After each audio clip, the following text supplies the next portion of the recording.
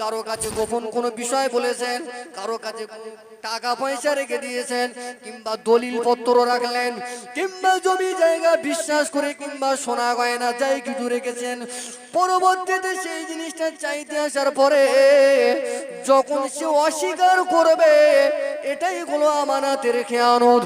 আল্লাহ নবী বললেন আখিরি জামানায় মানুষের ভিতরে এই আমানতের খেয়ানতের ভাগ বেড়ে যাবে। আর আমানতের খেয়ানতের ভাগ যখন বেড়ে যাবে, আমি রাসূলুল্লাহ জানালাম, ও যতই নামাজ পড়ুক না কেন, ও যতই রোজা রাখুক না কেন, আল্লাহ আল্লাহ ও মানুষের দৃষ্টিতে নামাজি, ও মানুষের দৃষ্টিতে মুসলমান, ও মানুষের দৃষ্টিতে হাজী সাহেব, কিন্তু আমি রাসূলুল্লাহ এবং আমার আল্লাহ পাকের দৃষ্টিতে ও মুমিন আর মুসলমান নয়। মানুষের যতই সেলুট করে গুণ করে, ওর ভিতরে যদি আমানতদারি না থাকে, প্রিয় নবী সাল্লাল্লাহু আলাইহি ওয়াসাল্লাম লা ঈমানা, তার ভিতরে ঈমান নাই। লিমান লা আহাদা লাহু, যার ভিতরে অঙ্গীকার নাই, যার ভিতরে আমানতদারি নাই। এখন যে চাচা নামাজ পড়ে অথচ চুরি চামারি এই আমানতদারির খেয়ানত করে, সমাজের মানুষ ওকে নামাজি বলুক আর যাই করুক, আল্লাহ রাসূল বলছে ও মুমিন না।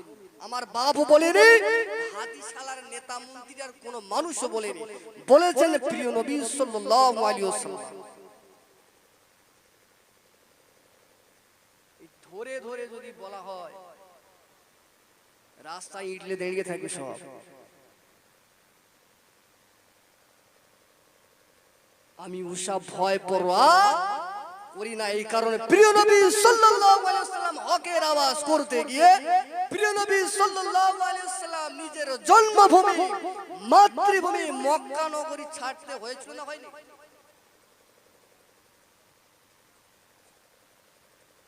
ও নবীর আশিকেরা, নবী পাকের দেওয়ানারা, আল্লাহ নবী দিন ও দুনিয়া বাদশা হাবিবুল্লাহ নবী মুহাম্মদুর রাসূলুল্লাহ সাল্লাল্লাহু আলাইহি ওয়াসাল্লামের জামানায় আল্লাহ নবী আমার দুনিয়ার জমিন থেকে যখন ইন্তেকাল হয়ে গেলেন, নবী আমার দুনিয়ার জমিন থেকে যখন বিদায় নিয়ে চলে গেলেন, এমন সময় আল্লাহ নবী পাকের জামানা চলে যাওয়ার পরে ইসলাম জগতের প্রধানতম খলিফা হলেন হযরত আবু বকর সিদ্দিক রাদিয়াল্লাহু তাআলা আনহু। হুজুরের জামানাও চলে গেল, হুজুরের পরে ইসলামের মাসনাদে বসলেন মুসলিম জানের দ্বিতীয় খলিফা, খলিফাতুল মুমিনিন হযরত উমর ফারুক রাদিয়াল্লাহু তাআলা আনহু। হুজুর আমার যখন ইসলামের মাসনাদের খেলাফতে বসলেন, ওই জামানায় মদিনার একেবারে শেষ প্রান্তে জাতিতে একজন মুসলমান, ওই ব্যক্তিটা মনে মনে ভাবতে লাগলেন, আহারে আমি দলিয়াত করেছিলাম আল্লাহ নবীর হাতে হাত দিয়ে ইমানের কলেমা পড়ে মুসলমান হয়ে যাব, কিন্তু নবী তো দুনিয়া জমিন থেকে বিদায় নিল, আজ যাই কাল যাই করে দেখা গেল নবীও চলে গেল। এইভাবে হযরত নবী পাকের চলে যাওয়ার পরে হযরত আবু বকরও চলে গেলেন, হযরত উমরের জামানা চলে আসলো। ওই লোকটা এবারে ভাবতে লাগলেন, এইভাবে একে একে সবাই যদি চলে যায়, আমার আর মুসলমান হওয়া হবে না, আর আমার পরিচয় হবে জাহান্নামে। একই রকম ভাবে সমাজে কিছু মুসলমানের বাচ্চারা রয়েছে, মসজিদে আজান হলে জলসা হলে বলে কাল নামাজ পড়বো, আজান হলে বলে কাল নামাজ পড়বো, কাল কাল করতে করতে দেখা যায় ভিতরে মিডিলে 10 বছর কেটে গেল, 20 বছর কেটে গেল, দাড়ি পেকে গেল, এবারে লাঠি নিয়ে ওই যুবক ছেলে বুড়ো হয়ে মসজিদে উঠেছে, সেখানে দেখা যায় বিনা ওযুতে গিয়ে নামাজ চালায়। চ্যালেঞ্জ দিয়ে বলতে পারি, সমাজের ভিতরে আমাদের গ্রাম্য পরিবেশের ভিতরে যদি 100 নামাজি হয়, 100 নামাজির ভিতরে শরীয়তের মানদণ্ডে 90 জন ওযু করে না।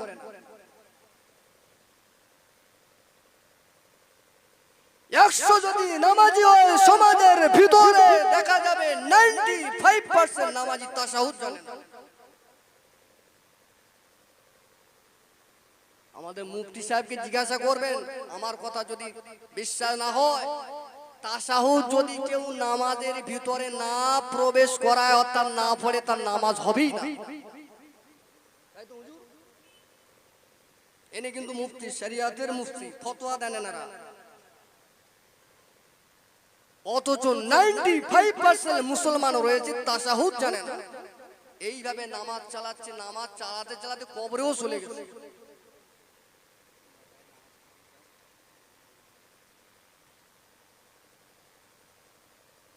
যেহেতু এশার নামাজ হয়নি এখনো, আপনারা এশার উজু করে আসবেন, যাদের অজু নেই অজু করে আসেন। জাস্ট 9টায় এশার আজান হবে, আজান বাদি জামাত হবে, এখন 7 মিনিট বাকি আছে। এর ভিতরে যাদের অজু নেই অজু বানিয়ে আসে, জাস্ট টাইমে জামাত হবে। যে কথা বলছিলাম, প্রিয় নবী সাল্লাল্লাহু আলাইহি ওয়াসাল্লাম, আমরা আজকে সমাজের বুকেতে যারা ভাবি যে কাল নামাজ পড়বো, পশু নামাজ পড়বো, এটা আমাদের রং, ইট ইজ রং, এটা ভুল। একটা উসুল আছে, একটা কথা আছে, সময় যখনই আপনি পাবেন সেই সময়ের সদ্ব্যবহার করবেন। আপনার নামাজ কাজা হোক, আমি তবু আপনাকে বলবো আপনি নামাজ পড়ুন। আপনি কাজে যাচ্ছেন, 4 ওয়াক্ত নামাজ কাজা হোক, তবু আপনাকে বলবো আপনি নামাজ পড়ুন, আল্লাহর কাছে কাঁদুন, আল্লাহ আমার নামাজ তো কাজা হয়ে যাচ্ছে। এই আল্লাহ পাকের কাছে কাঁদতে কাঁদতে কাঁদতে ঠিক আল্লাহ আপনার মনের আশা কবুল করে নিয়ে একদিন আপনাকে নির্দিষ্ট সময়ে 5 ওয়াক্ত নামাজের নির্দিষ্ট সময়ে আল্লাহ নামাজ পড়ার ব্যবস্থা আল্লাহ পাক করে দেবেন ইনশাআল্লাহ। প্রিয় নবীর পরবর্তীতে যিনি ইসলাম ধর্ম কবুল করেছিলেন, ওই ব্যক্তিটা হযরত ওমরের জামানায় চলে আসলেন, মদিনায় প্রবেশ করলেন, পরে একটা বাগানে চলে আসলেন। দুপুর বেলা, দুপুর দিকে রৌদ্র, একটু বিশ্রাম নেওয়ার জন্য তিনি তানার উট কিংবা ঘোড়াটাকে বাঁধলেন, বেঁধে ছেড়ে দিয়ে একটা গাছের নিচে বসে আছেন, বিশ্রাম নিচ্ছেন। এমনকি ঘুম থেকে ঘুম ভেঙে উঠে যাওয়ার পরে দেখতে পাচ্ছে তিনি যে উটের উপরে সওয়ারি হয়ে মদিনায় এসেছিলেন, ওই ব্যক্তিটা, তার উটটাকে পাওয়া যাচ্ছে না, তার ঘোড়াটাকে পাওয়া যাচ্ছে না। খুঁজতে খুঁজতে দেখে পাশের একটা ক্ষেতের উপরে মরে পড়ে আছে। ওই ব্যক্তিটা তখন গেল, গিয়ে সেই ক্ষেতে দেখছে একটা বৃদ্ধা মানুষ রয়েছে। তাকে গিয়ে জিজ্ঞাসা করলো, বাবাজি, মুরব্বি, আমার এই উটটাকে কে মেরেছে? সেই মুসলমান ব্যক্তিটা সরাসরি বলল, আমি মেরেছি। যেই বলেছে আমি মেরেছি, সঙ্গে সঙ্গে রাগ আর সামলাতে না পেরে তার মোহাব্বতের সওয়ারিকে মেরে দিয়েছি। এই রাগের উপরে বশীভূত হয়ে তাকেও ওই ব্যক্তিটা হালকা একটা মারে, আর সেই হালকা প্রহারে ওই ব্যক্তিটা মারা যায়। এই ব্যক্তিটার নিয়ত ছিল না তাকে জাহানে মারা, নিয়ত ছিল না জাহানে মারা, হালকা একটা মেরেছে, সেই চোটেই সেই আঘাতে মারা গেছে। কে? ওই মদিনার ওই বাগানের মালিক, যার বাগানে উটটা ঢুকে ফসল খেয়েছে। সন্ধ্যা হয়ে গেল, ওই বৃদ্ধা মহিলার বৃদ্ধার 2টো সন্তান, তারা মুসলমান, তারা ছিল নবীর সাহাবী। তারা খুঁজতে খুঁজতে এক পর্যায়ে খেতে চলে আসে, এসে দেখে তাদের বাপের ডেড বডি পড়ে রয়েছে। আর ওই মদিনার দূরবর্তী এলাকার যে ছেলেটা ইসলাম ধর্ম কবুল করবে বলে এসেছিল, সেই ছেলেটা ওখানে দাঁড়িয়ে রয়েছে, অর্থাৎ যে মেরেছে। তাকে এসে দুই ভাই জিজ্ঞাসা করলো,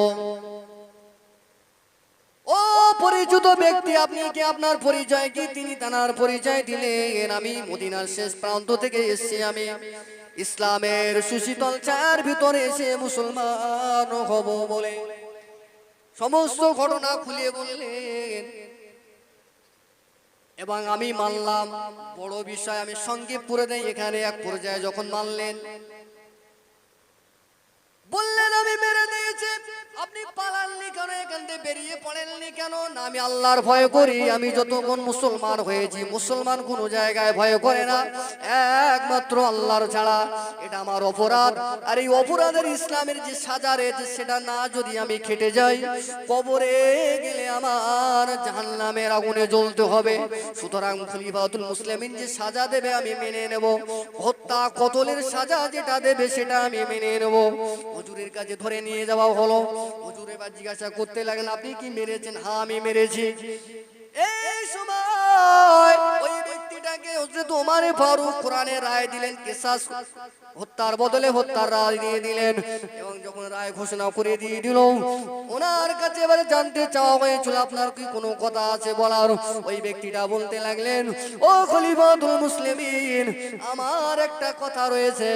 আমাকে মারা, আপনি আমাকে মারুন, আমার আপত্তি নেই। শরীয়তের বাণী আমার উপরে আপনি অর্পণ করুন, অসুবিধা নেই। কিন্তু আমার দুটো কাজ রয়েছে, আমাকে দুদিন কি ছাড়া যাবে? ওই সময় খলিফাতুল মুসলিমিন বলেন, আমি ছাড়তে পারি, জামিন হিসাবে কাউকে রেখে যেতে হবে। এমন সময় মুসলমানদের ভিতরে হযরত আবু যর গফারি রাদিয়াল্লাহু তাআলা আনহু, বড় ঘটনা, হুজুর আমার জামিন হয়ে গেলেন। উনি চলে গেলেন, দুদিন পরে আবার ফিরে আসলেন। দুদিন পরে ফিরে আসার পরে যত সময়েতে ফিরে আসবার কারণে যে ব্যক্তিটাকে মেরে দিয়েছিল তার দুটো সন্তান এবারে বলতে লাগলেন, খলিফাতুল মুসলিমিন, আমরা আমাদের পিতার হত্যাকারীকে মাফ করে দিয়ে নিলাম, অতএব আপনি আপনার দেওয়া কোরআনের বিধানের সাজা তুলে নিন। ওই সময়ে হুজুর আমার জিজ্ঞাসা করতে লাগলেন, ও আবু যর গফারি, এই ব্যক্তিটা অপরিচিত, এর কোন পরিচিত ব্যক্তি মদিনায় নাই, তারপরেও তুমি কেন তার পক্ষে জামিন দিলে? তারপরেও তুমি কেন এই ব্যক্তিটার হয়ে জামিনের জায়গায় দাঁড়িয়ে গেলেন? হযরত আবু যর গফারি বলতে লাগলেন, ইয়া রাসূলুল্লাহ, খলিফাতুল মুসলিমিন, একজন মুসলমান অপর মুসলমানের ভাই, আর ভাই মানে এটা হলো আমার পরিচিত।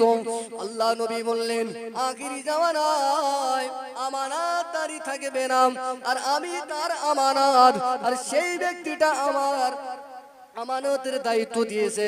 সুতরাং নবী পাকের বাণী হলো আমানতের খেয়ানত না করা, আর যে আমানতের খেয়ানত করবে সে মুসলমান নয়।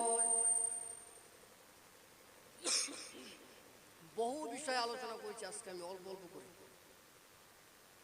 মিনিমাম 20 থেকে 25টা বিষয়ের উপর আল্লাহ পাক আমাদের সকলকে এই যা কিছু বলালেন আর শোনালেন, শোনা আর বলার থেকে আল্লাহ পাক স্মৃতিতে স্মরণ রেখে বেশি বেশি আমল করার তৌফিক দান করে। সকলে বলি আল্লাহুম্মা আমিন। ওমা আলাইনা ইল্লাল বালাগ।